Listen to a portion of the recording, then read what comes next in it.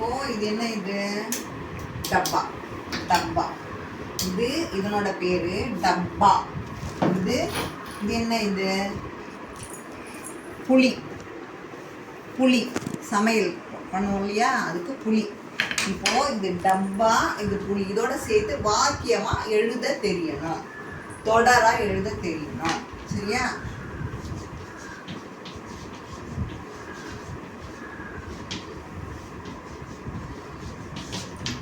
படிக்கலாமா? ட இப் பா வி இல்.